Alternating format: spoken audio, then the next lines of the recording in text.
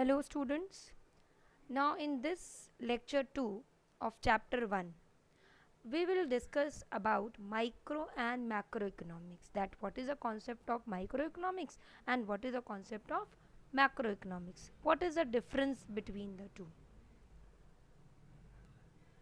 That we can see here that macroeconomics that is related with the national income, unemployment, GDP, inflation, and microeconomics related with consumer, supply, demand and price. So with this you can imagine that micro means individuals and macro means aggregate, that means we are talking about whole country. But in microeconomics we are talking about a single consumer, a single producer, and the demand and the price pattern. Next, now we can see here that micro and macro side by side so that we can make the difference between the two. As we have earlier studied the problem of choice, that also called economic problem. So when the problem of choice are studied and addressed at the level of individuals, it is called microeconomics. And when the problem of choice are studied and addressed at the level of country as a whole, is called macroeconomics. With these observations in mind, we now can see the concept of micro and macroeconomics. As microeconomic studies economic activities of an economic unit like demand for salt by an individual household, or economic activity of a small group of economic units like demand for salt by all the households. Microeconomics includes the study of demand theory, production theory, price determination and factor pricing. As macroeconomics, it studies economic activities related to the economy as a whole. For example, it studies aggregate demand for all goods and services in the economy. It deals with the aggregates such as national income, total employment, general price level. That is, so we can see here that microeconomic studies individual income, as macroeconomic studies national income. National means all individual together, aggregate level. Second, analysis of demand and supply of a labor. Here we will talk about the total employment of the economy. It deals with the household and the firm's decisions, that individual households or a group of households or a group of firms, like when we talk about car industry, banking industry, that is all will come under the microeconomics. And this deals with the aggregate decisions, that whatever decisions are taken for all the sectors at the country level. At this microeconomic studies the individual prices, but this macroeconomic studies the overall price level. When we talk about inflation, it is related with the overall price level. So analysis of demand and supply of a goods is there in microeconomics at the individual level, or we can say at as a firm, what a particular firm is producing, what a demand of a particular household, that is what middle class or lower middle class, poor class. So that is what a segregation is there. But here in macroeconomics we talk about the aggregate demand and aggregate supply. All the levels of societies are included over here, and all the firms are primary, secondary, tertiary sector are included over there in macroeconomics. As we can see here that microeconomics is demand and supply and macroeconomics is national income and the general price level.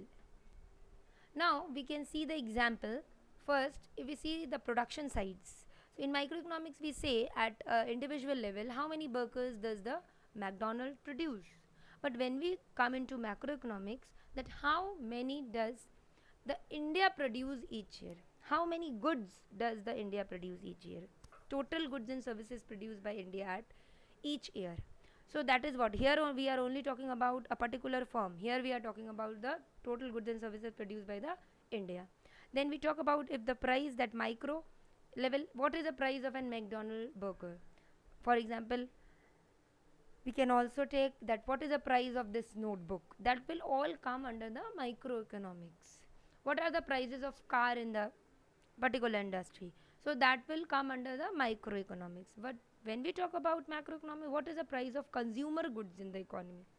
What is the pricing level of consumer goods, total goods produced of consumer goods? What is the pricing level? What is the price level at national level? and income, that what are the wages of the workers of McDonald gets. But here we are talking about total wages and salaries of workers in the economy, that we are talking about the national income. Then at micro level we will ask the question, how many workers are employed at McDonald. Macroeconomics we will answer the question or ask the question, what are the total number of workers in an economy, or how many persons are employed in the economy. So with this example I think you should be clear with the concept of micro and macro. You can differentiate between micro and macro. Now the next concept, that both the concepts are independent to each other, that microeconomics affects the macroeconomics, and whatever decisions are taken by macroeconomics is affected to the micro, and that means the individual firm, individual consumers. That is what. Second, in microeconomics we can see the concept was popularized by Alfred Marshall, but macroeconomics, the concept was popularized by Lord J. M. Keynes. As microeconomics we call theory of pricing, macroeconomics we called it theory of income and employment.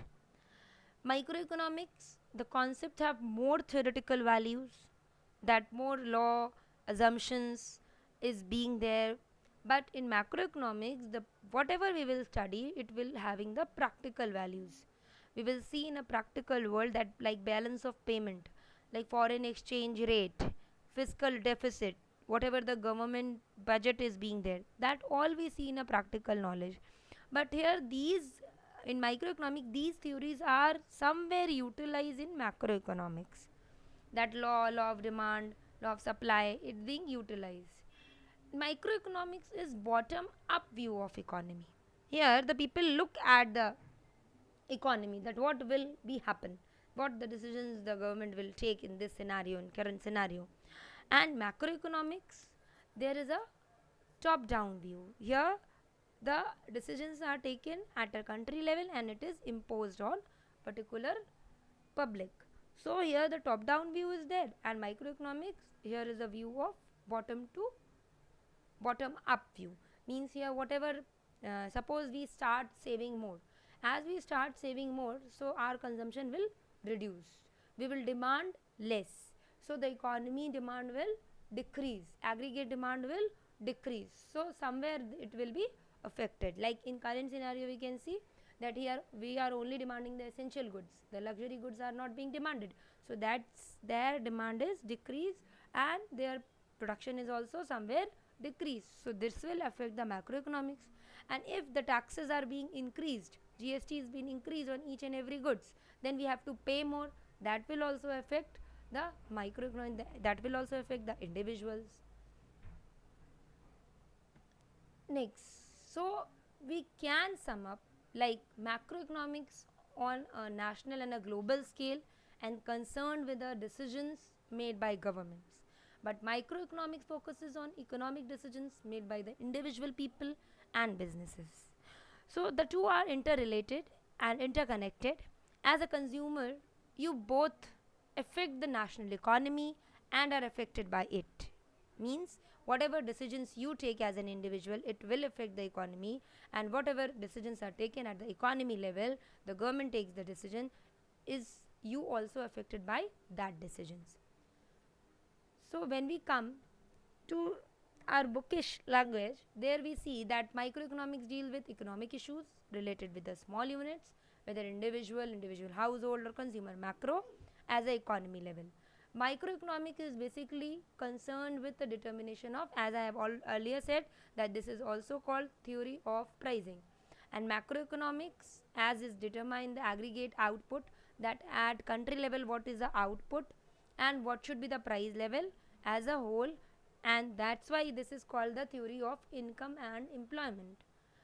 Third, here the study of microeconomic assumes that macroeconomics variables are constant. Suppose we are studying the consumer's demand, then we will make in mind that this income is constant, that the national income is constant, that the price of the particular product doesn't change, the general price level is constant. And that means that when we study microeconomics, the components of macroeconomics will constant, and when we study macroeconomics, then the Microeconomics components will be constant. That is, that as we assume that the distribution of GDP remains constant, means the income of a person remains constant when we are taking the decisions of government budget, balance of payment related issues are being there, that the income of the consumer we assume that it is constant. So I think you should understand that microeconomics, when we study, that means the macro, that means the national income is constant, and when we are studying macroeconomics, then the income of a consumer, income of a producer, that remains constant. And what are the components of microeconomics? The consumer behavior, producer behavior, and theory of price.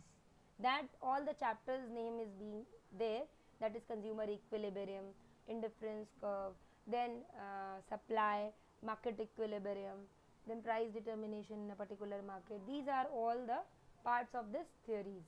And principal components of macroeconomics are the equilibrium between, that is aggregate supply and aggregate demand, then inflationary deflationary gap, and monetary policy, fiscal policy, and exchange rate policy. We can also add it with foreign exchange rate, balance of payment, government budget. These are all components of macroeconomics. I hope you have understood. If any confusion is there, please ask the doubt in the class.